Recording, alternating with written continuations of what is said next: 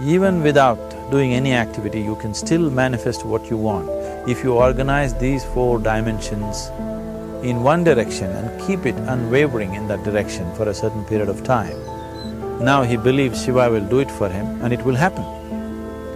So is Shiva going to come and build your house? No, I want you to understand, God will not lift his little finger for you. What has not happened till now on this planet can happen tomorrow. Human beings are capable of making it happen tomorrow.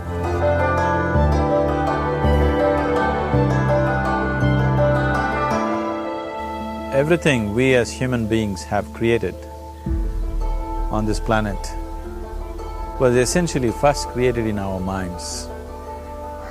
All that you see, which is human work on this planet, first found expression in the mind, then it got manifested in the outside world.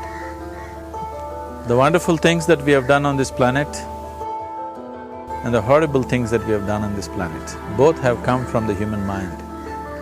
So if we are concerned as to what we create in this world, it's extremely important that first of all we learn to create the right things in our mind. How we keep our minds?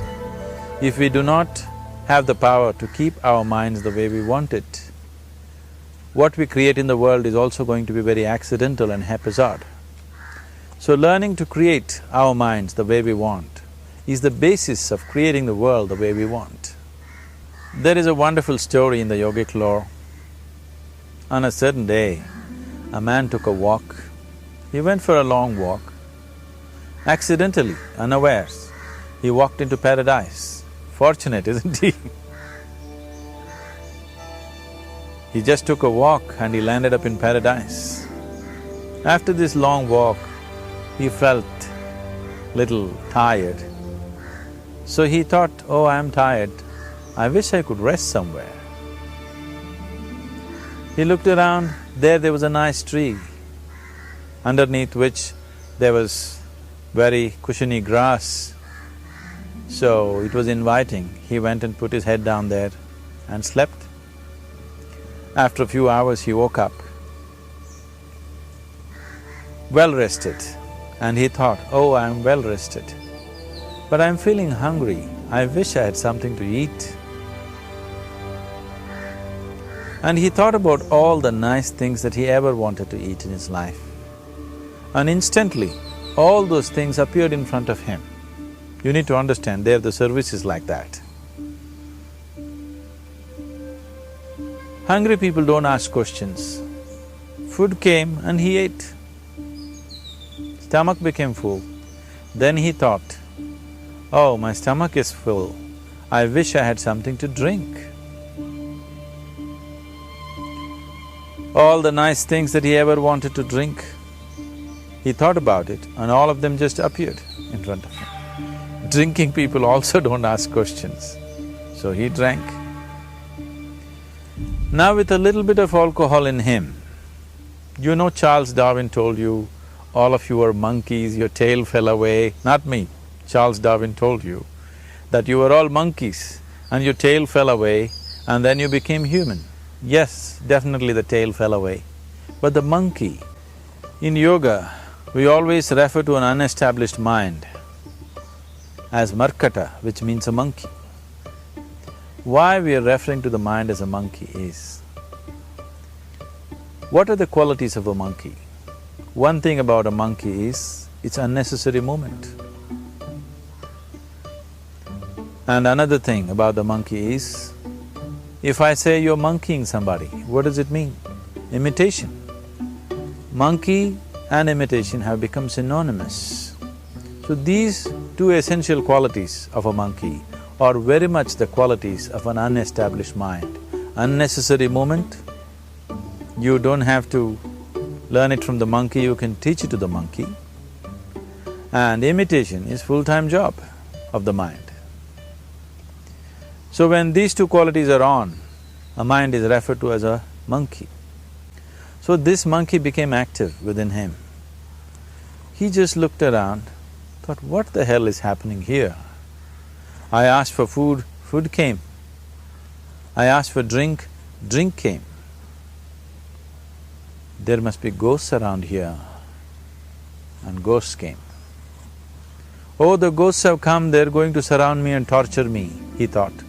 Immediately the ghosts surrounded him and started torturing him. Then he started screaming in pain and said, oh, they're going to kill me, and he died. Just now he said he's a fortunate being. The problem is he was sitting under a kalpavriksha or a wishing tree. He asked for food, food came, he asked for drink, drink came, he asked for ghost, ghost came, he asked for torture, torture came, he asked for death, death happened. Now don't go looking for these kalpavrukshas in the forest. You can barely find a tree these days. A well-established mind, a mind which is in a state of samyukti, is referred to as a kalpavriksha.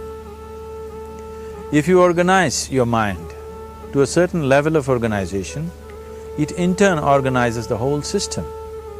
Your body, your emotion, your energies, everything gets organized in that direction. Once all these four dimensions of you, your physical body, your mind, your emotion and the fundamental life energies are organized in one direction, once you are like this, anything that you wish happens without even lifting a little finger actually. It would help to assist it with activity, but even without doing any activity, you can still manifest what you want if you organize these four dimensions in one direction and keep it unwavering in that direction for a certain period of time. Right now the problem with your mind is, every moment it is changing its direction. It is like you want to travel somewhere and every 2 steps if you keep changing your direction, the question of you reaching the destination is very remote unless it happens by chance. So, organizing our minds and in turn organizing the whole system and these four basic dimensions of who you are right now in one direction, if you do this, you are a kalpavruksha yourself. Anything that you wish will happen. But right now, if you look at your lives, everything that you have wished for till now, if it happens, you have finished. Everything and everybody that you have desired for, if all of that lands up in your house today, could you live with that? Once we're empowered like this, it's very important that our physical action, emotional action, mental action and energy actions are controlled and properly directed. If it is not so, we become destructive, self-destructive. Right now, that is our problem. The technology, which is supposed to make our life beautiful and easy, has become the source of all the problem that we are destroying the very basis of our life, which is the planet. So what should have been a boon, we are making a curse out of it. What has brought incredible levels of comfort and convenience to us in the last 100 years or so has also become a threat to our life simply because we are not conscious action, we are in a compulsive state of action. So organizing our minds fundamentally means moving from a compulsive state of activity to a conscious state of activity. You might have heard of people for whom they asked for something and beyond all expectations it came true for them. Generally this happens to people who are in faith.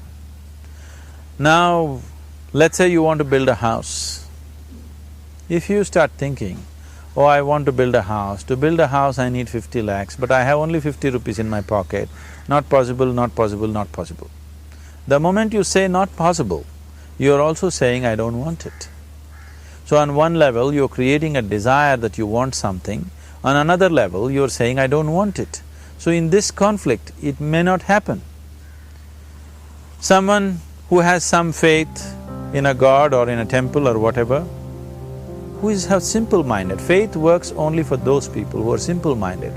Thinking people, people who are too much thinking, for them it never works. A childlike person who has a simple faith in his god or his temple or whatever, he goes to the temple and says, Shiva, I want a house. I don't know how, you must make it for me.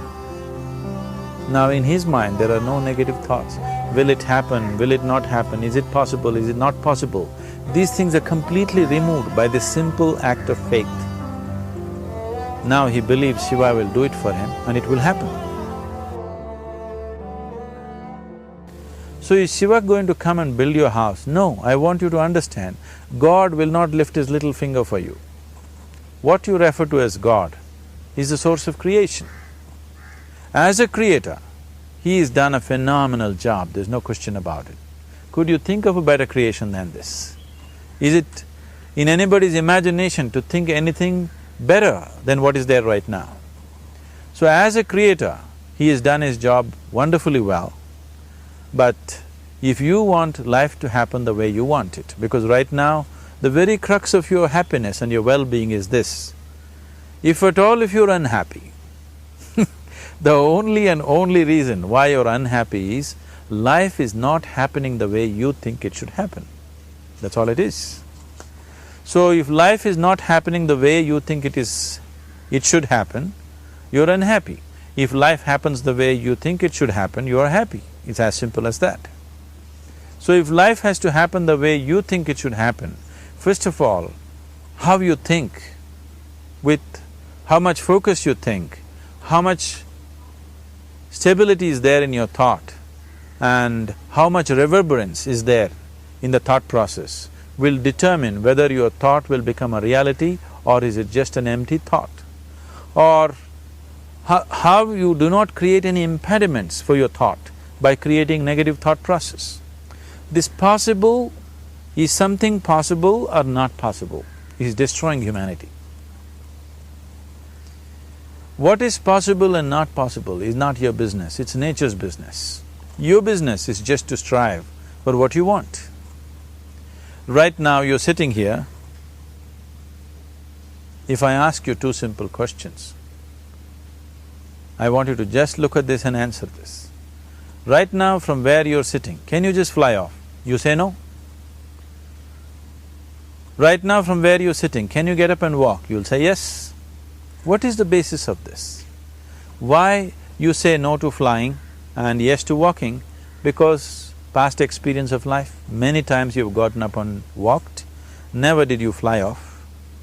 Or in other words, you're using the past experience of life as a basis for deciding whether something is possible or not possible. Or in other words, you have decided that what has not happened till now cannot happen in your life in future. This is a disgrace to humanity and the human spirit. What has not happened till now on this planet can happen tomorrow. Human beings are capable of making it happen tomorrow. So what is possible and what is not possible is not your business. That is nature's business. Nature will decide that. You just see what is it that you really want and strive for that. And if your thought is created in a powerful way, without any negativity, without any negative thoughts bringing down the intensity of the thought process, the first and foremost thing is you must be clear what is it that you really want. If you do not know what you want, the question of creating it doesn't arise. If you look at what you really want, what every human being wants is, he wants to live joyfully, he wants to live peacefully. In terms of its relationships, he wants it to be loving and affectionate. Or in other words, all that any human being is seeking for is pleasantness within himself, pleasantness around him. This pleasantness, if it happens in our body, we call this health and pleasure. If it happens in our mind, we call this peace and joy. If it happens in our emotion, we call this love and compassion. If it happens in our energy, we call this blissfulness and ecstasy. This is all that a human being is looking for. Whether he is going to his office to work, he wants to make money, build a career, build a family, he sits in the bar, sits in the temple, he is still looking for the same thing. Pleasantness within, pleasantness around. If this is what we want to create, I think it's time we addressed it directly and commit ourselves to creating it. So you want to create yourself as a peaceful human being, joyful human being, loving human being, a pleasant human being on all levels. And do you also want a world like this? A peaceful world, a loving world, a joyful world? No, I want greenery, I want food. When we say a joyful world, that means everything that you want has happened. So this is all that you're looking for. So all that you need to do is commit yourself to creating it, to create a peaceful, joyful and loving world, both for yourself and everybody around you. Every day in the morning, if you start your day with this simple thought in your mind, that today, wherever I go, I will create a peaceful, loving and joyful world. If you fall down 100 times in the day, what does it matter? For a committed man, there is no such thing as failure. If you fall down 100 times, 100 lessons to be learnt. If you commit yourself like this to creating what you really care for, now your mind gets organized.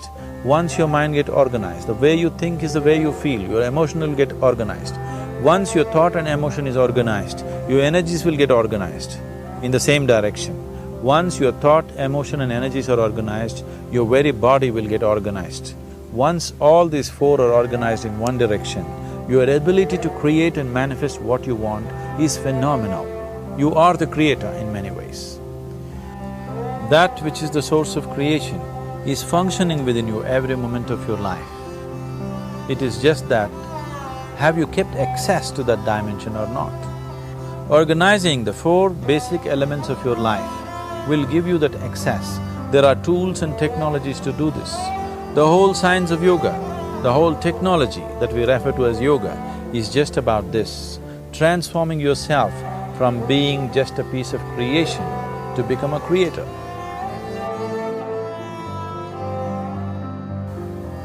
It is my wish and my blessing that every human being in this world should have this access to the source of creation within himself so that he can function here as a creator, not just as a piece of creation.